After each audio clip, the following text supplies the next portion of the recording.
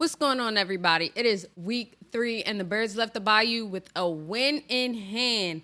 Today, we talk the game and we try some new wine. So keep listening. You're checking out Fourth and Wine.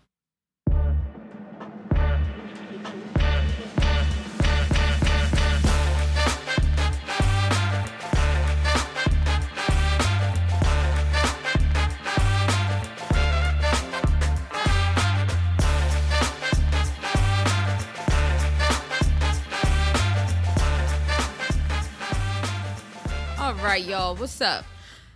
Today, we are going to keep it simple today. We're going to try one that I tried before, but it's a different brand. It's a Chenin Blanc. This brand is called The Wedge. The grapes were harvested in 2023. The bottle is very colorful, very vibrant. The label is white, but it has a lot of colors on it, and there's a bunch of people on the front. Looks like they're at the beach, I'm assuming in South Africa, where this wine and the grapes were harvested in the Western Cape of South Africa. This wine is said to be fruity, which I know it to be, but we'll try it out. It pairs well with crab, lobster, flaky fish. I purchased it for $10. Y'all know I can't turn down a good deal. The only thing I turn down is Macala, okay? But let's try it out. Let's see what the Wedge is talking about. This wine is so good. I think this is probably going to be one of my new favorites, a Chenin Blanc. Previously, I believe I had one. I think the last one I tried was from South Africa. No, it was from France. So this one is from South Africa, and this is amazing. If I had to rank this wine, I would give it a 4 stars out of 5 for sure. It's amazing. It's crisp. It's fresh. If you like something a little bit on the sweeter side, this is it. This is it. Amazing. But anyway, let's get into week 3 Eagles talk, okay? Let's jump right into it. So the Eagles came out of New Orleans with a win. The score was 15-12, which is a pretty low scoring game. The Eagles had 0 points in the first half, and the Saints only scored 3 points in the first half. Defense held the Saints to 3 points. Saquon Barkley scored 2 touchdowns, one being a 65-yard touchdown, which was our first points of the game. His second touchdown was a rushing touchdown. A few things that happened throughout the game. Mekhi Becton, who's the Eagles' right guard, left the game with a finger injury. Britton Covey left with a shoulder injury. Lane Johnson, right tackle, and Devontae Smith both left and were being evaluated for a concussion, and they are currently going through concussion protocol, which means that the NFL will go through a series of different phases since they are concussed to make sure the concussion isn't something more serious. And then if they pass through each of the phases, they will be cleared to play again. And Darius Slay left the game with an injury as well. I'm not sure what was wrong with Darius or what happened, but he was tackled out of bounds. And according to the ref, and from what I saw as well, the ref clarified and let us know that he was tackled out of bounds and pushed into the sideline bench, which he was. So hopefully Darius is okay, but after reading a few articles after the game, it looks like Darius is just fine. But Britton Covey did suffer a broken bone in his shoulder. So speedy recovery to all of those guys. They are big parts on our team, so I'm really hoping that they have a speedy and healthy recovery. But anyway, let's talk about a few things from the game that I found to be a bit concerning. So first was waiting to run the ball. Why in the first quarter, in the first half, was Saquon not being given the ball? The Eagles aren't running the ball sooner, and they aren't running it often. I don't know if we're trying to attempt to keep Saquon Barkley healthy, keep him away from injury, try a few things out, test the waters, see what we can do, see what Jalen can do before handing the ball off to Saquon. But run the ball. Our team needs to find an identity, and I think the identity might be running the ball. So do it. You paid Saquon, one of the top backs in the league, to come to Philadelphia. Give him the ball. And then that leads me into my next point, where the play calling. Play calling has been trash, to say it bluntly. It's been trash. We're too aggressive in areas where we just need to take the points. There is no reason we should not be taking the points when we notice our team is struggling to move the chains and struggling to move downfield. The Eagles missed out on what could have been an extra 6 points. I'm going to say 9 if Jake Elliott was able to make the 60-yard field goal. But why were we in that position in the first place? Because our offense was unable to move down the field. But if I'm being honest, I don't blame that on Jake at all. The Eagles just left points on the board. Truly, Nick Sirianni is just being too aggressive at times. Your team has shot themselves in the foot with penalties and haven't been able to move the ball a lot. So you decide to still be aggressive and not have your kicker, Jake Elliott, one of the best kickers in the NFL, step onto the field. Eagles drove the entire field. They drove 78 yards down the field, 15 plays, and on a 4th and 1 heading into halftime, you decide to fake a tush push to Saquon Barkley instead of taking the points and have Jake Elliott come out and just get the 3 points.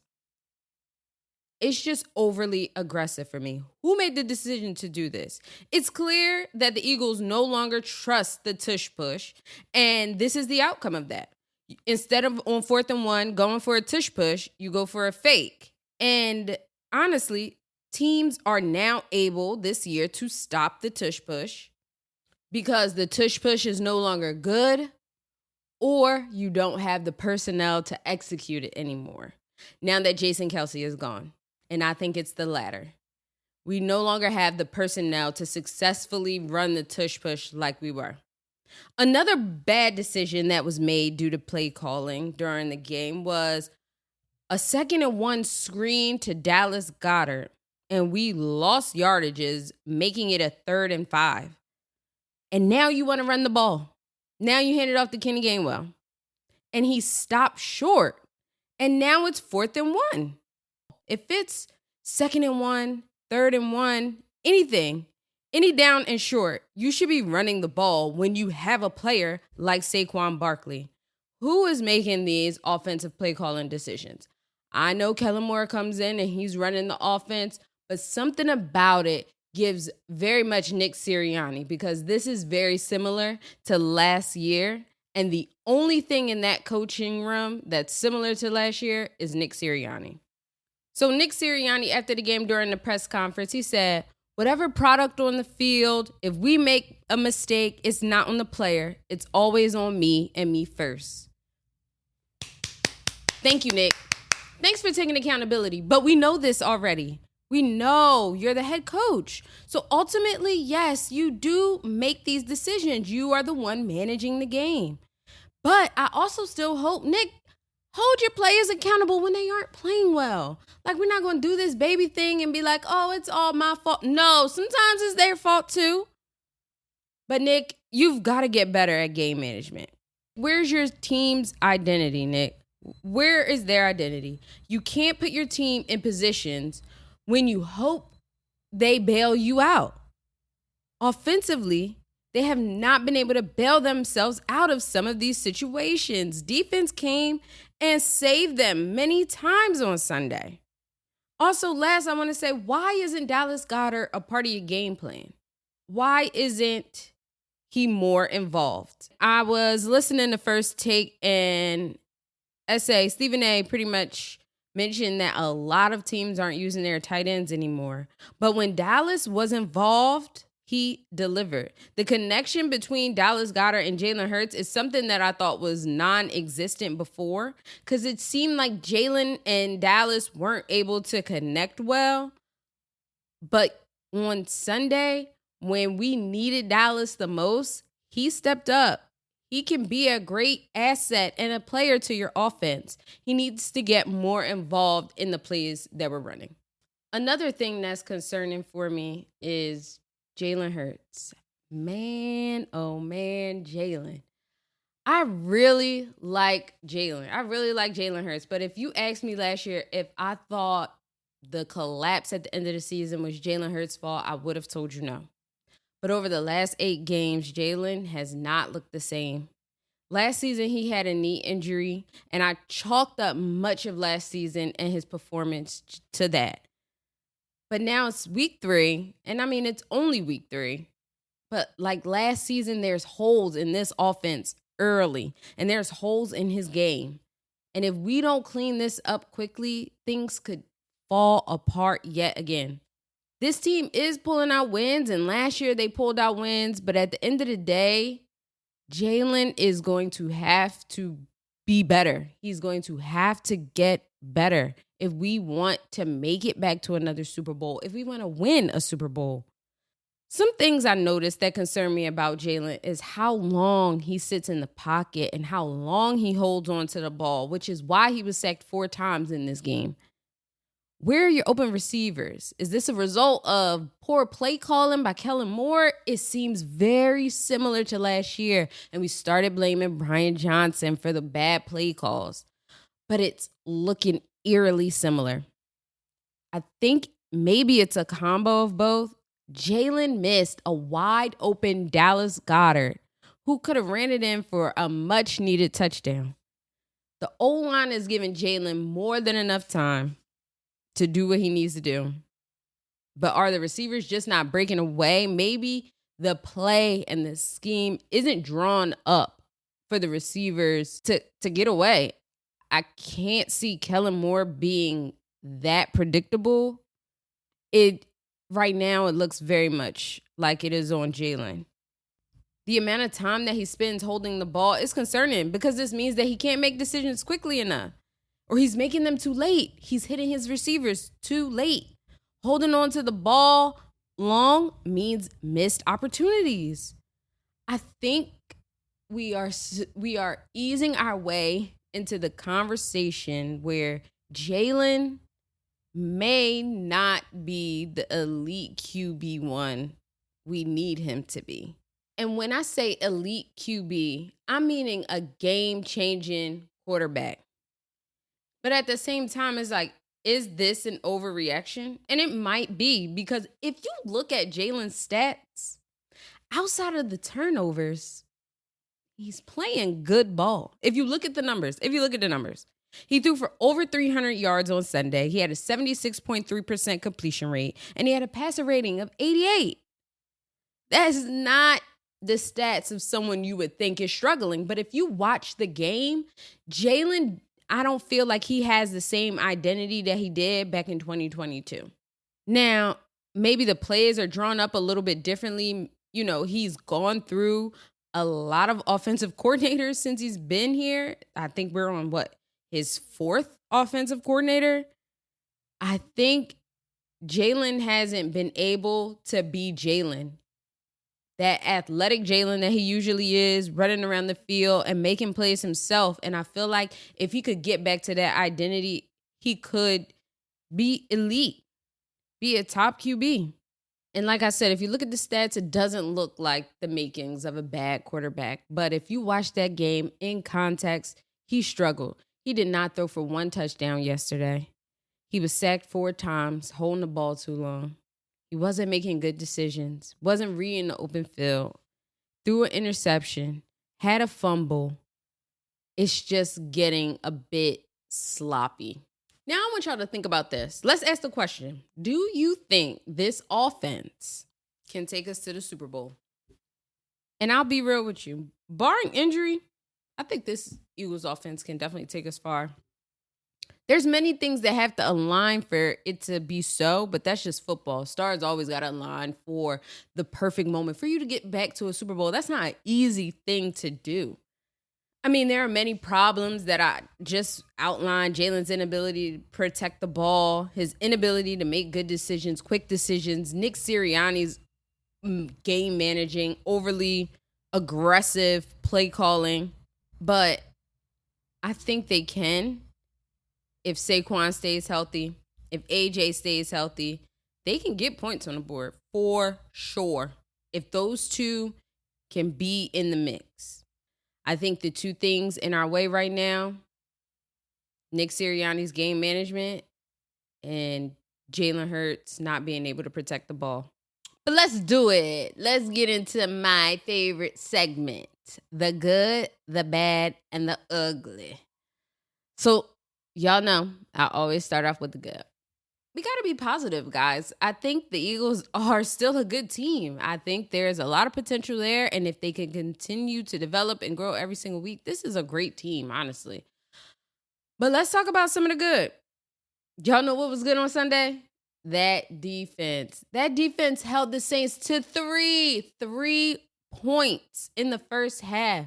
The Saints, prior to Sunday, had scored on 15 consecutive drives. That is insane.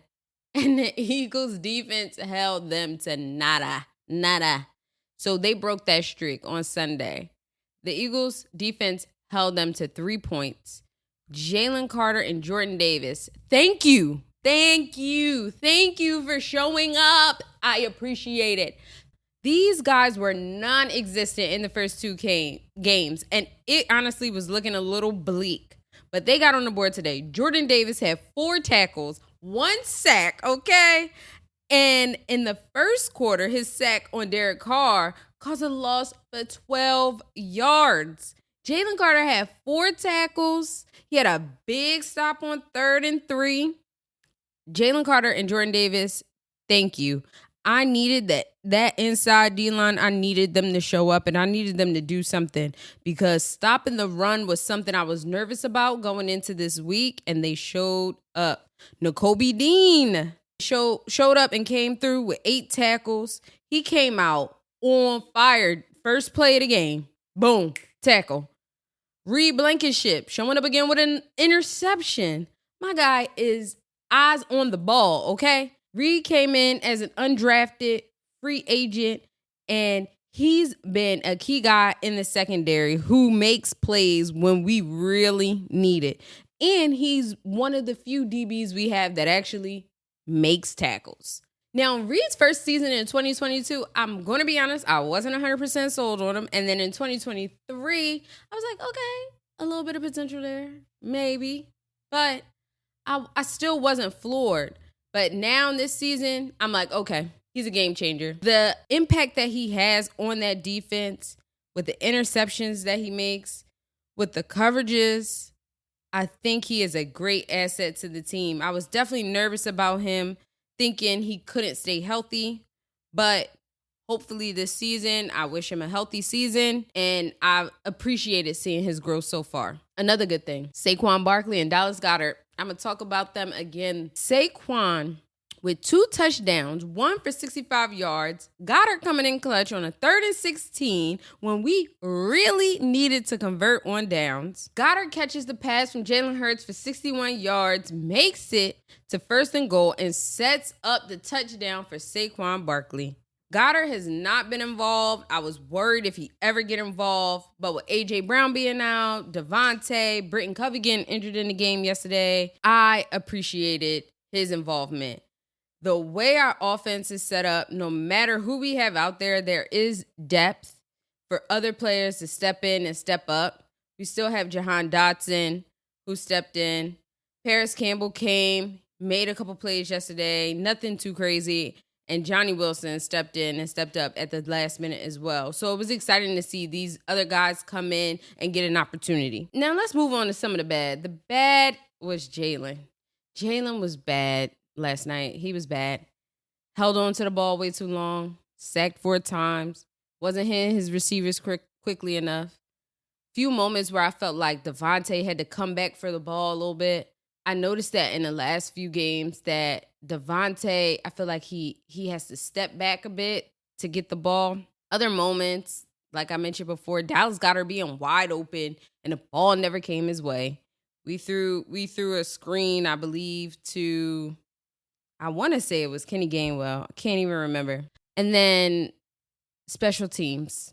Special teams had a block punt because only Nolan Smith was guarding two guys. I don't know what that was, but you underestimated New Orleans special teams, and that's why you left that man wide open to block the punt. The first game of the season, you also had a penalty on kickoff. The first kickoff of the game. It's coaching, and it's sloppy. So special teams will need to tighten that up. Now let's get into the worst of the worst. Let's get into the ugly. The ugly was the offensive play calling and coaching. Nick Sirianni has made many bad decisions in moments that cost our team points, that caused our team to be in positions that they had. Now you got to play from behind. A poor decision on 3rd and 1, and now you need to throw the ball. Now you need to put Jalen in an uncomfortable situation. Faking the tush push, handing it off to Saquon, it failing. Now you need defense to show up. If defense played like they did last week, this game would have been over. You know, we needed defense to show up, and they really did. But there was a lot of poor management of the game. We had 7 penalties, costing us 45 yards, and I'm blaming coaching because that's discipline. That's coaching. Having your players understand what's the play call.